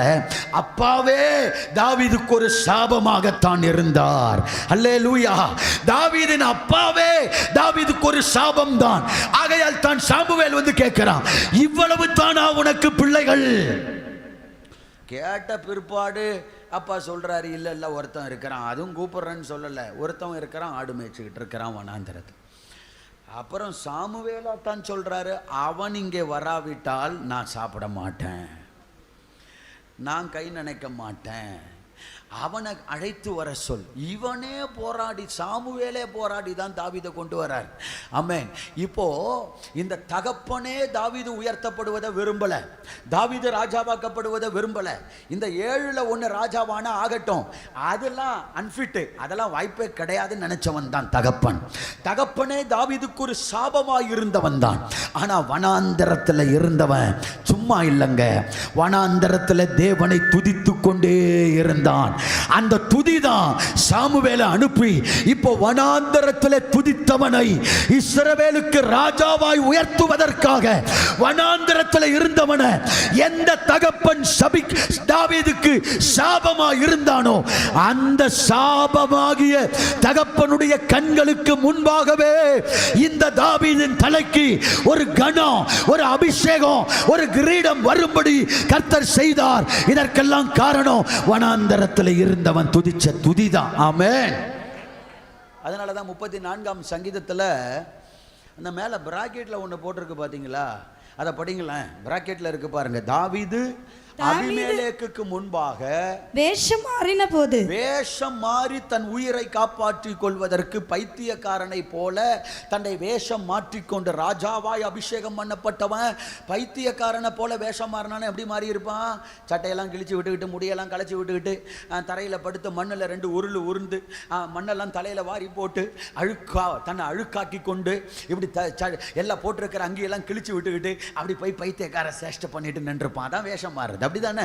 அப்படி நின்னா அப்போ அந்த ராஜா என்ன பண்றான்? இவனை பிடிச்சு கொண்டு போய் நிக்கிறாங்க. விசா இல்லாம ஒரு ஆளு உள்ள வந்துட்டாரு. ஐயா, இவன் யாருன்னே தெரியல, இமிகிரேஷன் ஆபீஸர்ல பிடிச்சு கொண்டு வந்திருக்கிறாங்க. இவன் வெளியில இருந்து வந்தவன், ஒற்றனான்னு தெரியல. அப்ப ராஜா அவன் பண்ற சேட்டைகள் எல்லாம் பார்த்துட்டு ராஜா என்ன சொல்றான்? அபிமெலேக்கு என்ன சொல்றான்? படிங்க. தாவீது அபிமெலேக்கு முன்பாக வேஷம் மாறின போது அவனால் துரத்தி விடப்படுகிறான். பைத்தியக்காரன், ஒரு பைத்தியக்காரனை கொண்டு வந்து அரண்மனையில் நிக்க வச்சிருக்கிறீங்களே, இவன் அரண்மனையை ஏதாவது அசுத்தம் பண்ணிட்டு போறான், துரத்துல இவனை ஓடு, துரத்து அப்படின்னு அவனால் துரத்தி விடப்படுகையில் பாடின சங்கீதம். இந்த சிச்சுவேஷன்ல நம்மளை துரத்தி விட்டு இருந்தா ஓடி வரும்போது என்ன பாடிக்கிட்டே வந்திருப்போம்? ஆண்டவரே, உமக்கு கண் இருக்கா, காது இருக்கா, மூக்கு இருக்கா, கை இருக்கா, கால் இருக்கா, பக்கத்து வீட்டுக்காரெல்லாம் நல்லா இருக்கிறான், நான் ஜெபம் பண்ணுறேன், என்னை அபிஷேகம் பண்ணன்னு அபிஷேகம் பண்ணிங்க, அபிஷேகம் வந்த நாள்ல இருந்து நான் ஓடி ஒளிஞ்சுக்கிட்டு இருக்கிறேன், எதுக்கையா நான் சும்மா வனாந்தரத்தில் பாடி தெரிஞ்சுக்கிட்டு இருந்தேன், என்னை போட்டு அபிஷேகம் பண்ணி இப்படி பாடுபடுத்துறீரே, உமக்கு கண் இருக்கா, காது இருக்கான்னு கேட்டுக்கிட்டே ஓடி இருப்போம். ஆனால் அவன் ஓடும்போது பாடின சங்கீதம் என்ன பாடிட்டு ஓடுறான் தெரியுமா? கர்த்தரை நான் எக்காலமும் ஸ்தோத்தரிப்பே, அவர் துதி எப்போதும் வாயில் இருக்கும். அதான் பாருங்க, கர்த்தரை நான் எக்காலத்திலும் ஸ்தோத்தரிப்பேன், அவர் துதி எப்போதும் என் வாயில் இருக்கும் என்று ஓடும்போது, வேஷம் மாறி ஓடும்போது துதித்து கொண்டே ஓடினான். ஆகையால் தான் இப்படி துதிக்கிறவனுக்கு முன்னால இந்த கரடியால நிக்க முடியல, இந்த கரடி இவனை பீறி போட முடியல, இந்த கரடியை இவன் கிழித்து போட்டான். சாபங்களை கர்த்தர் முறிக்க வைத்தார். ஆமென். அல்லேலூயா. கடைசியா ஒன்று சொல்லி முடிக்கிறோம். 1 சாமுவேல் 17ஆம் அதிகாரத்தில் 16வது வசனம். 1 சாமுவேல் 17வது அதிகாரம் 16வது வசனம். அந்த பெலிஸ்தன் காலையிலும் மாலையிலும் 40 நாள் வந்து வந்து நிற்பான். 40 நாள் காலையிலையும் மாலையிலையும் வந்து வந்து வந்து வந்து என்ன பண்ணுவானா? நம்ம சபையில் 40 நாள் உபவாசம் போட்டால் காலையிலையும் மாலையிலையும் வந்து நிற்கிறது யாருன்னு அப்போ தான் தெரியும். சாத்தானே கரெக்டாக வந்துடுறானா, காலையிலையும் சாயங்காலமும் கரெக்டாக 40 நாளும் வந்துடுறானா. நம்ம 7 நாள் உபவாச ஜபம் போட்டாலும் அதில் 4 நாள் டிபிக்கு அடிச்சுக்கிட்டு 3 நாள் 2 நாள் தான் வருதுங்க. எப்படி ஆண்டவர் கிரியை செய்வார்? பேர் வேற, நாங்கள் ஜபிக்கிறோம், அவைக்குரியவங்க 30 வருஷம் விசுவாசி, 40 வருஷம் விசுவாசி. வாய்ப்பே இல்லை ராஜா, வாய்ப்பே இல்லை. அப்படியே உட்கார்ந்துருக்க வேண்டியதான். வரப்போறார் சீக்கிரம், நாளைக்கு பார்ப்போம். Praise God. ஆமென். இவனை சந்திக்க போகும்போது 40 நாள் வந்து நிற்கிறான். இப்போ தாவீது போய் நிற்கிறான் 40 நாள் காலையிலும் மாலையிலையும். அப்போ 40வது நாள் தான் தாவீது போயிருக்கிறான், அப்படி தானே? 40 நாள் நின்றுருக்கிறான். 40வது நாள் தாவீது 40 நாள் அவன் வந்து நின்று சும்மா நிற்கல, ஏதாவது ஒன்று பேசிக்கிட்டு தான் இருப்பான். இங்கே நிற்கிற சூடு சொரணை வாசி ஒன்றும் கிடையாது. நமக்கெல்லாம் வாசி எப்போ வருது? ஊழியக்காரங்கள்ட்ட தான் வரும் வாசி. நீர் அப்படி குத்தி பேசுனீர்ல, வரமாட்டான் 2 வாரம் சபைக்கு. பிரைஸ் காட், அல்லேலூயா. நீர் என்னைய பார்த்து தானே பாஸ்டர், பாஸ்டரே. இன்னைக்கு கொஞ்சம் பாசம் அதிகமாக வந்துருச்சுன்னா பாஸ்டர் ஐயா அப்படிலாம், பாஸ்டரே என்னைய பார்த்து தானே பாஸ்டரே நீர் பேசுனீர். உண்மை பார்த்து தான் பேச முடியும். உங்களை பார்த்து பேசுறதுக்கு தான் நீங்கள் அங்கே உட்காந்துருக்கீங்க, நான் இங்கே நிற்கிறேன். உங்களை பேசாமல் அங்கே பார்த்து இங்கே பார்த்தா பேச முடியும்? இங்கே பார்த்து தான், நம்மெல்லாம் கரெக்டாக குறி வச்சு பார்த்து தான் குத்துவோம். ஆமென். நம்மளை மாதிரி ஆட்கள்லாம் எங்கள் சபையில் வந்து கேளுங்க, அப்படியே ரத்த கண்ணீர் தான் எங்கள் சபையிலெல்லாம், அது விடுறதே கிடையாது. ஆனால் நேசிக்கிறோம். ஆத்துமாக்கள் எதுக்கு அப்படி செய்கிறோன்னா, எப்படியாகிலும் அங்கே கொண்டு போய் கரை சேர்த்துடணுன்றதுக்காக. ஆமென் சொல்லுங்களேன். கையில் கொடுக்கப்பட்டா உன்னை நம்பி 100 பேரை கொடுத்தேன், இந்த பரலோகத்துக்கு 30 பேர் தான் வந்திருக்கிறாங்க, டேவிட் 70 பேர் எங்க அப்படின்னு கர்த்தர் கேட்டால் நாங்கள் போய் பதில் சொல்லணும்ல. அதுக்கு தான் சில அந்த எக்ஸாம் நெருங்க ஆமீன் காலையில் 9:30 மணிக்கு ஸ்கூல் ஆரம்பிக்கும், சாயங்காலம் 4 மணிக்கு முடியும், அப்படி தானே? ஆனால் எக்ஸாம் நெருங்க இந்த 10, 11, 12 படிக்கிற ஆட்கள் எல்லாம், என் பையன் 9வது தான் ஐசிஎஸ்சி ஸ்கூலில் படிக்கிறான். காலையில் இப்போயே 8:30 மணிக்கெல்லாம் கிளம்பி போயிடுவான், சாயங்காலம் 5:30க்கு தான் வீட்டுக்கு வரான். 4 மணிக்கு ஸ்கூல் முடிஞ்சாலும் 1.5 மணி நேரம் எக்ஸ்ட்ரா உட்கார வச்சு படிக்க வச்சு அனுப்புகிறாங்க. அல்லேலூயா. எதுக்குன்னா எக்ஸாம் நெருங்க எப்படியாகிலும் இந்த பிள்ளைகளை கரை சேர்த்துடணுன்றதுக்காக. அது புத்தி இல்லாமல் சட்டத்தின்படி சட்டமே 4 மணியோட முடிக்கணும்னு சொல்லியிருக்கு. நீங்கள் என்ன பண்ணுறீங்க அப்படின்னு கேள்வி போட்டால் அது உருப்படாமல் போக போகுதுன்னு அர்த்தம், அப்படி தானே? ஆரம்ப நாட்களில் ஸ்கூலில் கொண்டு போய் நம்மளை விடும்போது, எங்கள் அப்பா அம்மா உங்களை எப்படின்னு தெரியல, பாஸ்டர்மார்களுக்கெல்லாம் தெரியும், நம்மளை கொண்டு போய் விடும்போது நம்ம அப்பா அம்மா ஸ்கூலில் என்ன பாஸ்டர் சொல்லி விட்டாங்க, என்ன சொல்லி விட்டுருப்பாங்கன்னு நினைக்கிறீங்க?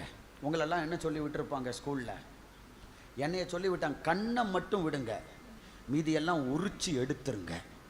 இப்படி தான் விட்டாங்க. அதனால தான் நம்மெல்லாம் உருப்பிட்டு இங்கே உட்காந்துருக்கோம். நாங்கள்லாம் எங்கே உட்காந்துருக்கிறோம்? உரிச்சு எடுத்ததுனால. இன்னைக்கு போய் விடும்போதே தொட்டுறாத என் பிள்ளைய, ஆமாம் நீ தொடுறதுக்கா என் பிள்ளைய பெற்று போட்டு வச்சுருக்கிறேன், அடிக்கடி கொடுத்துடக்கூடாது, வெளியில் வந்தால் நான் அடி கொடுத்துருவேன். இது கடைசியில் எங்கே போக போகுது? யோசித்து பாருங்களேன். இன்றைக்கி இருக்கிற பிள்ளைகள் வாலிப சமுதாயம்லாம் கெட்டு குட்டிச்சோவராக போயிருக்கிறதுக்கு காரணமே இதுதான். எங்கள் வீட்டுக்கு பக்கத்தில் ஒரு எஸ்ஐ ஒருத்தவர் இருக்கார், என்கிட்ட அன்பாக பேசுவார். அப்படி பேசும்போது அவர் சொல்லுவார், பாஸ்டர் வீட்டில் அடி வாங்காதது ஸ்கூலில் அடி வாங்கும், வெளியில் ஸ்கூலில் ஆசிரியர்கள்ட்ட அடி வாங்காமல் தப்புறது, நல்லவனாக இருந்து தப்புறதை சொல்லலை, குண்டாமுட்டி வேலையெல்லாம் பண்ணியும் நீ அடித்தா நான் உடனே அடிப்பேன் திமிரு பண்ணிலாம் தப்புறது கடைசியில் எங்கள் கைக்கு வரும் பாஸ்டர். 20 வயசு 22 வயசு தாண்டும் போது எங்கள் கைக்கு வரும். நாங்கள் வச்சு கொடுக்கறது ஆயுசுக்கும் மறக்காத அளவுக்கு நல்லா கொடுத்து அனுப்புவோம்னு சொல்லுவார். ஆமென். அதனால தான் வீட்டுக்கு அடங்காதது ஊருக்கு தான் அடங்கணுவாங்க, பார்த்துருக்கீங்களா? அதே போல் சபைக்கு அடங்காததெல்லாம் வெளியில் தான் அடங்க கர்த்தர் வச்சிருக்கிறார், நல்லா வச்சு செய்வார். ஆமென் சொல்லுங்களேன். சொல்லிடாதீங்க ஆமேன், இதுக்கெல்லாம் சத்தமாக சொல்லுங்க அல்லேலூயா. இதுக்கு வேற ஆமேன் வேற. ஆமேன். நம்ம வாழ்க்கையில் நம் தேவ சமூகத்தில் ஒப்பு கொடுத்துட்டோம்னா இங்கே சிற்றையோட மாறிடும், முடிஞ்சிடும். அங்கே நமக்கு மகிமையும் வெளியில் மேன்மையும் கர்த்தர் நமக்கு வைத்திருப்பார். அல்லேலூயா. தகப்பன்ட்ட பிள்ளை நடக்கிற மாதிரி இங்கே 40 நாள் காலையிலும் மாலையிலும் வந்து நிற்கிறா, யாருக்கும் ஒன்றும் தோணலை. 40வது நாள் தாவீது வருகிறான். அந்த விருத்த சேதனம் இல்லாத பெலிஸ்தீனுடைய வார்த்தையை கேட்டபோது இவனுக்குள்ள வைராக்கியம் உண்டாச்சு. இப்போ இவன் சொல்றான், இந்த பக்கம் பார்க்கறான், அண்ணன் தம்பி கிட்ட தான் வந்திருக்கிறான், எல்லாம் பண்டம் பலகாரம்லாம் கொண்டு வந்தான். கொண்டு வந்து கொடுத்த உடனே எல்லாம் திறந்து நறுக்கு முறுக்குன்னு தின்னுகிட்டு இருக்கு. இங்கே பார்க்குறான், எல்லாம் கறக்கு முறுக்குன்னு சத்தம் தான் கேட்குது, எல்லாம் முறுக்கு சாப்பிட்டுக்கிட்டு இருக்கு, பாலாடை கட்டி எல்லாம் வச்சு அடிச்சுக்கிட்டு இருக்கு. இதுகள்கிட்ட பேசினா ஒன்றும் ஒர்க் அவுட் ஆகாது. இந்த பக்கம் திரும்பி கேட்குறான், இவனை கொன்னா ராஜா என்ன தருவார், இவனை போட்டா ராஜா என்ன தரும். அவன் பேச்சை பார்த்தீங்களா? இந்த சத்தம் முறுக்கு சாப்பிட்றவனுக்கு கேட்டுருச்சு. யாருக்கு? சகோதரனுக்கு. உடனே அவங்க சொல்றாங்க, என்ன பேசுற நீ, என்ன பேசுனாங்க, இந்த பக்கம் திரும்பல, இங்க திரும்ப, இந்த ஆள திரும்பல, அந்த பக்கம் திரும்பி என்ன பேசுன, இவனை போட்டு தள்ளினா ராஜா, நாங்களாம் சும்மாவா நிக்கிறோம், எவ்வளவு பெரிய ஆள், யுத்தத்தை பார்க்கவா வந்திருக்கிற நீ, ஓடுற வீட்டுக்கு அப்படின்னு துரத்தி விடுற மாதிரி. அதனுடைய அர்த்தம் என்ன தெரியுமா?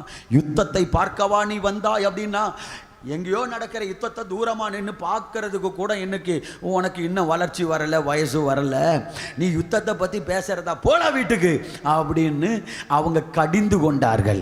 ஆனால் அவங்களுக்கு தெரியலை, தாவீதை கர்த்தர் கொண்டு வந்தது யுத்தத்தை பார்க்கறதுக்கல்ல, யுத்தத்தை முடிச்சு வைக்கிறதுக்கு கர்த்தர் கொண்டு வந்தார். அல்லேலூயா.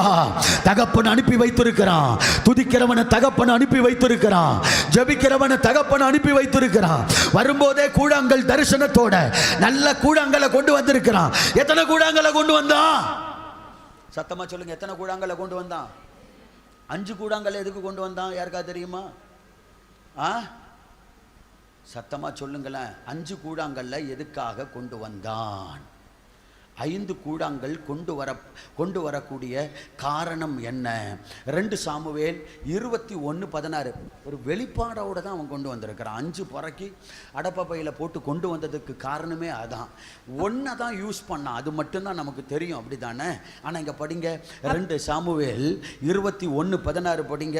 அப்பொழுது 300 சேக்கல் நிறை வெண்கலமான ஈட்டியை பிடிக்கிறவனும் புது பட்டயத்தை அறையிலே கட்டி கொண்டுகிறவனும் ஆகிய இஸ்பிமினோப் என்னும் ராட்சத புத்திரரில் ஒருவன் தாவீதை வெட்ட வேண்டும் என்று இருந்தான். தாவீதை வெட்ட வேண்டும் என்று இருந்தான். தாவீது விடாய்த்த நேரத்துல படிங்க, செருபையாயின் குமாரனாகிய அபிசாய் ராஜாவுக்கு உதவியாக வந்து, அபிசாய் ராஜாவுக்கு உதவியாக வந்து அந்த துஷ்ட மனிதனை, அந்த பெலிஸ்தியனை, ராட்சதனை வெட்டி கொன்று போட்டான். அல்லேலூயா. அடுத்து பாருங்க 18.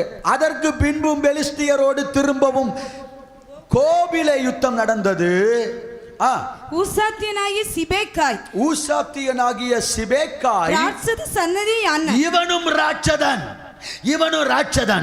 இவன் பேரு சாப், இவனையும் வெட்டி போட்டான். 2வது பெலிஸ்தியரோடு இன்னும் வேறொரு யுத்தம், 3வது பெலிஸ்தியரோடு இன்னொரு யுத்தம் நடந்துச்சு. கோபிலே உண்டான போது யரபேர்காம் குமாரனாகிய எல்கானான் என்னும் பெத்லெகேமின் காத் ஊரானாகிய கோலியாத்தின் சகோதரனை வெட்டினான். Price God. சொல்லுங்க அல்லேலூயா. இவன் கோலியாத்தின் அம்மாவுக்கு பிறந்த சொந்த சகோதரன். மற்றதெல்லாம் பின்னால சொல்றேன், நல்ல கவனிங்க. 3வது ராட்சதன், இவன் கோலியாத்தின் சகோதரன். 4வது படிங்க, அடுத்து படிங்க. இன்னும் ஒரு யுத்தம் காத்து ஊரில் நடந்த போது அங்கே நெட்டையான ஒரு மனுஷன், நெட்டையான பனைமரம் மாறி நல்ல நடுநடுன்னு வளர்ந்த ஒரு மனிதன், நெட்டையான ஒரு ராட்சதனை, அவன் கைகளில் அவ்வாறு விரல்களும், 6 விரல் இருக்கிற, அவன் கால்களில் அவ்வாறு விரல்களும், ஆக 24 விரல்கள் உள்ளவன். இந்த ராட்சத பிறவையா இருந்தான். இஸ்ரவேலை இவனும் நிந்தித்தான். தாவீதின் சகோதரனாகிய சிமேயாவின் குமாரனாகிய யோனத்தான் அவனை வெட்டினான். ஆமென். சத்தமா சொல்லுங்க அல்லேலூயா. தாவீது கல்லு பொறுக்கும் போது கர்த்தர் திட்டத்தோட தான் பொறக்க வச்சிருக்கிறார். எத்தனை கல்லு பறக்கனா? 1 அடிச்சான். கோலியாத்து விழுந்தவன எல்லாம் ஓடிட்டாங்க, அதனால தப்புனாங்க. ஆனா பிறக்கும் போதே எப்படி பறக்கி இருக்கிறான் தாவீது. அவன் தரிசனத்தை கர்த்தர் வச்சவர். எப்படி தரிசனம், எப்படிப்பட்ட தரிசனத்தை? இன்னைக்கு உன்னை எதிர்க்கிற கோலியாத்தை மட்டுமல்ல, இனிமேலும் உன்னை எதிர்க்க போகிறவர்களுக்கும் இன்றோடு ஒரு முடிவை உண்டாக்க வேண்டும் என்பதற்காக தான் 4 ராட்சத பிறவி. இந்த 4 பேர் யாராம் படிங்க, 22. இந்த 4 பேரும் காத்தூரிலே ராட்சதனுக்கு பிறந்தவர்கள். இவர்கள் தாவீதின் கையினாலும் அவன் சேவகரின் கையினாலும் அடிந்தார். ஒருத்தன் யாரு? கோலியாத்தின் சகோதரன். அப்படிதானே? சத்தமா சொல்லுங்க, கோலியாத்தின் சகோதரன். ஆனா 4 பேரும் ஒரே ராட்சதனுக்கு பிறந்தவர்கள்னா, ஒருத்தவன் கோலியாத்துக்கு சகோதரன்னா மீதி 3 பேருமே யாரு? சகோதரன் தான். எப்படின்னா, இந்த ஒருத்தன் கோலியாத்து எந்த அம்மாவுக்கு பிறந்தானோ அதே அம்மாவுக்கு பிறந்தவன். மீதி 3 பேரும் வெவ்வேறு அம்மாவுக்கு பிறந்தவங்க. அப்பா 1, மனைவி 3, 4 இருந்திருக்கு அந்த ராட்சதனுக்கு. அப்போ எல்லாம் பிறந்து எல்லாம் சகோதரர்கள் 5 பேர். அதனாலதான் 5 ராட்சதர்கள். இந்த 5 பேரையும் ஒழிக்கிறதுக்கு தான் கர்த்தர் 5 கல்லை எடுக்க வைத்திருக்கிறார். அல்லேலூயா. சத்தமா சொல்லுங்க. ஒரு திட்டம் இல்லாம கர்த்தர் பிறக்க வைக்க மாட்டார். ரூத்தை பொறுக்க அனுப்புனதுக்கே ஒரு பெரிய திட்டம் வச்சுதான் போவாசின் வயல்வெளிக்கு பிறக்கிறதுக்கு அனுப்புனார். இன்னைக்கு கல்லு பொறுக்கிறது போல இருக்கலாம். எதுக்குன்னு தெரியாம நிக்கிறவன் ஒருத்தன் 5 கொண்டு வந்த எதுக்குன்னு தெரியாம குழம்பி போன வாழ்க்கையா இருக்கலாம். ஆமென். இன்னைக்கு உன் வாழ்க்கையின் திட்டங்கள் புரியாம என்னாலாம் எதுக்கு பயன்படுவேன், என்ன எல்லாம் வச்சு கர்த்தர் என்ன செய்ய முடியும் நினைச்சு நீங்க இருக்கலாம். ஆனா உங்க மேல கர்த்தர் வச்சிருக்கிற திட்டம் பெருசு. பின்னால பாத்தீங்களா எப்படிப்பட்ட திட்டத்துக்காக கர்த்தர் இவனை 5 கல்லை பறக்க வச்சாரு. ஆனா மற்றவங்க எல்லாம் கல்லுக்கு பயந்து ஓடிட்டாங்க. பட்டயத்தினால வெட்டி கொள்ள வச்சாரு. ஹல்லேலூயா. கோலியாத்து ராட்சத பிறவி, இவன் பிசாசுக்கு அடையாளம். ஆமென் சொல்லுங்களேன். சாத்தானுக்கு அடையாளம், சத்துருவுக்கு அடையாளம். இன்னைக்கு தேவ பிள்ளைகளுக்கு விரோதமாய், ஊழியத்திற்கு விரோதமாய் சாத்தானே எதிரடையாக நிற்கிறான். ஹல்லேலூயா. ஆனா தாவீது விசுவாசத்தினால, கர்த்தருடைய நாமத்தினால தாவீது சொல்றான், நீ ஈட்டியோட வர்ற, பட்டயத்தோடு வருகிற, ஆனா நானோ நீ நிந்தித்த இஸ்ரவேலின் தேவனாகிய கர்த்தருடைய நாமத்தினால் வருகிறேன். நாமத்தினால, இயேசுவின் நாமம் வல்லமை உள்ளது. கர்த்தருடைய நாமம் பலத்த துருகம். நீதிமான் அதற்குள்ளே ஓடி சுகமாய் தங்குவான். இந்த பூமியிலே, வானத்திற்கு கீழே, பூமிக்கு மேலே மனிதன் ரட்சிக்கப்பட இயேசு என்கிற நாமமே அல்லாமல் வேறே நாமம் கட்டளையிடப்படவில்லை. ஹல்லேலூயா. இந்த சத்தத்தை கேட்கிற நண்பனே, ஐயாமார்களே, அம்மாமார்களே, நீங்க எந்த நிலைமையில் இருந்தாலும் உங்க வாழ்க்கையிலே உங்களை எதிர்க்கிற பில்லி சூனியங்கள், மாந்திரிகள், மந்திரங்கள், சத்துருவின் கிரியைகள், சாபங்கள் அழிக்கப்பட்டு நீங்கள் மகிழ்ச்சியாய் சமாதானம் உள்ள ஒரு வாழ்க்கை வாழ வேண்டுமானால் அதற்கு இயேசு என்கிற நாமத்தை ஏற்றுக்கொள்ள வேண்டும். இயேசு என்கிற நாமத்தை தேடி வர வேண்டும். தாவீது கர்த்தருடைய நாமத்தினால் வந்தவன்.